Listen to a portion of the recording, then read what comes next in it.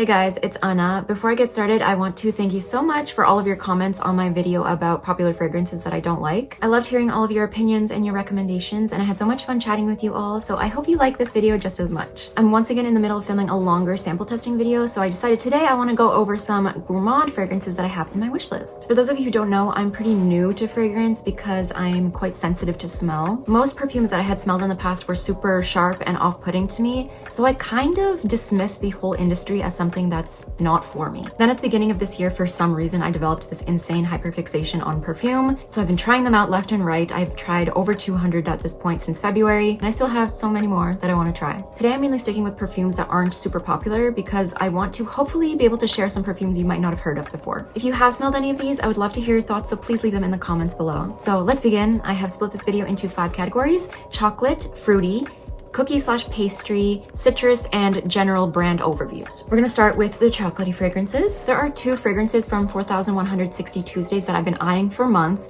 but before I get into that, I recently watched some videos about their perfumer, Sarah McCartney, and I love her. She just seems like one of the sweetest people ever, and she's become my new role model. So anyway, the first perfume that I want to talk about is Over the Chocolate Shop. These are the main accords, and from the notes, cacao, coffee, hazelnut, praline, and vanilla, as well as how people describe it in reviews, I have a feeling that this is pretty similar to Cacao Noisette by Kais Perfumes, which is one of my favorite fragrances ever. A lot of people in the reviews say it's a very photorealistic chocolate scent, which I know some people don't want to smell literally like food, but I'm not one of those people. I want to walk around and have people wonder if someone's carrying freshly baked cookies, okay? I don't want florals, I don't want green notes, I want all the sugar I can get, and that's it. The other perfume from this house that I wanted to try is Silk, Lace, and Chocolate, and it apparently smells like chocolate-covered strawberries. Need I say more? I need not, so I shan't. Another perfume that I'm curious about is Bisquit by Arte Profumi. The only thing that kind of worries me about this fragrance is the bitter orange note. Now, I love a citrus chocolate combo in concept. In practice, not so much, but I've only tried a couple fragrances with that kind of scent profile. The first one I ever tried was Pierre Guillaume's Masque Maori, and I hated it. And then I also tried Viva Amour's Choco Exclusive, which was a little bit better, but still just not for me. According to the note votes for Biscuit, the orange is the least noticeable, so that does give me some hope that I will like this. Okay, the next one I'm intrigued by solely because I love ruby chocolate, specifically ruby cacao ice cream bars from Haagen-Dazs. I don't really get any strawberry or berry flavors in ruby chocolate, though that is how it is marketed, as is Ruby by Bruno Acampora. It has notes of dark chocolate, red berries, musk, rose, and pink pepper. Now, I don't like rose or pink pepper, but if this smells like ruby cacao ice cream bars on my skin, it's gonna be my signature scent. What can I say? Some people in the reviews said it smells like Palmer's cocoa butter. I don't know what that is, but if you do, hopefully that gives you some context to how this smells. Now we're gonna move on to the fruity gourmand section of this video. A perfume that I discovered through Lauren May's videos is the Chronic Rouge Extreme by Byron Parfums. She described it as like a creamy strawberry scent, and I trust her opinion, so I definitely want to give it a go. It does have patchouli in the base, which worries me a little bit, but again, according to the note votes, it's the least noticeable one, so it should be fine. I've been trying to find like a whipped strawberry perfume that I like for so long, so maybe this could be it. Next is J-Sen's Rakugan, which is a traditional Japanese confectionery scent. The note seems so delicious, even though there is rose in the mid. I really don't see maple used enough in fragrance, and I'm calling it right now, there's gonna be like a maple fragrance trend in the next coming years. Heed my words. Anyway, people in the reviews experience this perfume in very mixed ways. Some people say it's very fruity, other people say it's very bready, so it'll be interesting to see what I pick up with it. Narcotica has a couple of perfumes that I'm interested in trying, including Narco Oasis. This is a really high rating, but the reviews are so mixed. Lots of people say it's delicious and juicy, while others say it smells like cat pee.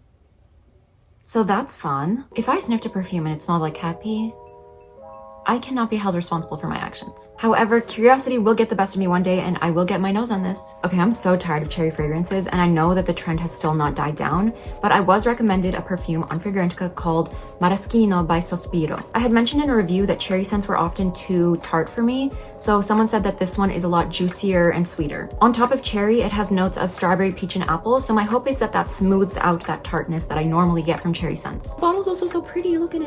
Look at me pretending I can see it. Now for something from theodoros kalotinis. I've only tried one fragrance from this house, Lemon Tart, and I hated it with all of my being. But I have a bunch of their fragrances in my wish list regardless. The one that I'm gonna mention today is Pear Gelato, which is supposed to smell like a pear gelato. Shocking. It has notes of pear, cone waffle, vanilla, milk, and sugar. You're joking. My mouth is watering. Hopefully this house does not let me down again. The last fruity gourmand I want to talk about is Not a Sugar by Ulyka Parfum. The main accords are sweet, fruity, caramel, vanilla, tropical, and coconut. The top notes are pineapple, caramel, coconut. The middle notes are raspberry, vanilla, almond, and the base notes are tonka bean, musk, and heliotrope. This has been making the rounds on Perfume Talk and on YouTube, and people say it's super, super delicious, though very expensive. Now let's get on to cookie slash pastry scents, though there are some like more basic vanillas here too. The next one is relatively new. I found it while I was scrolling through ScentSplit's new arrivals, and that is Cereal Break by Claudio Zucca. The main accords are sweet, lactonic, nutty, vanilla, fruity, and coconut.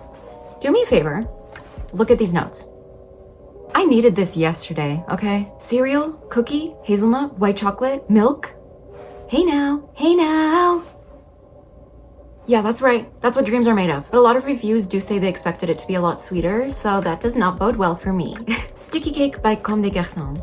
The name alone is enough to get me. The top notes are honey, pistachio, and almond, with a middle note of iris and base notes of milk, sugar, and myrrh. But what really sold me is one single review that said that this smells like gulab jamun.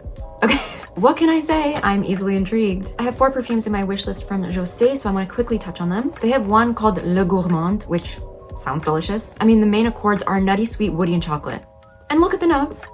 Look at them. I want to drink it. Then they have Accident à la Vanille, which is a vanilla-heavy fragrance, shocking. But they have 2 flankers of this perfume that are more on the fruity side that I still really want to try. The first is Madeleine de Proust, which has additions of peach, apricot, coconut butter, and biscuit notes. And Crème de la Berry, which has additions of cheesecake, strawberry, and whipped cream. Like, come on. They all sound so good. Okay, now let's talk about kerosene. There are a few fragrances from this house that I want to try since I really loved their Unknown Pleasures, but I'm just going to go over Sweetly Known today. I feel like that's the one on my wish list that I would like the best. These are the main accords, and it has notes of cardamom, caramel, vanilla, cacao pod, musk, and burnt sugar. BRB, my dog's barking outside. Okay, I'm back, and I brought a very appropriate snack.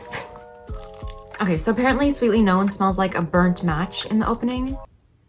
Not sure how I feel about that, but it does fade very quickly, apparently. It's also apparently very non-linear, which is something that I loved about Unknown Pleasures, so I really, really want to get my hands on more fragrances from this house. Another brand that I really like and I cannot wait to try more of is Kais Perfumes. They made 2 of my favorite perfumes, one that I already mentioned, Cacao Noisette, and one called Douceur Brûlée. I have many of their fragrances on my wish list, but one in particular is called Oui Plus, and it's supposed to smell like s'mores. S'mores! It's a need. It has notes of cacao, marshmallow, coffee, peru, balsam, patchouli, and styrax.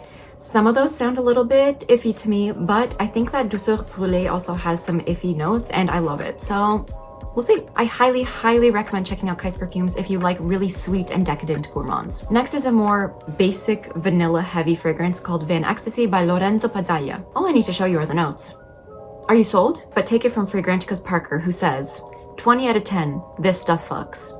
A shining endorsement. I've heard multiple people say that this is the most intense vanilla perfume they've ever tried, so I'm very curious. Another more basic vanilla is Serendipitous by Serendipity 3. It does say that citrus is one of the main accords, but according to the reviews, the citrus is either non-existent or very faint, so I'm leaving it in just like the vanilla section. The notes are vanilla, bitter orange, and cacao. Comptoir Pacifique's Amour de Cacao is listed in similar perfumes, and it does have very similar notes, and that one also, when I tried it, I hardly got any citrus, so it makes sense to me that they would be labeled as similar. The last one is kind of miscellaneous. It doesn't really fit into this category, but it also doesn't fit into any of the other ones, and that is God Bless Cola by Versatile Paris. The main accords are sweet, Coca-Cola, caramel, lactonic, vanilla, warm, spicy, and nutty. The top notes are popcorn and Coca-Cola. The middle notes are butter, caramel, and peanut. The base notes are vanilla, gourmand accord, sweet notes, and woodsy notes. I love me a fragrance of the popcorn note, and all the notes in here just sound so good. That being said, I'm not a huge lover of cola scented fragrances, but I do love sniff Soda Snob, and God Bless Cola seems like it leans more towards that than towards something like Killian's Born to be Unforgettable, which I don't like at all.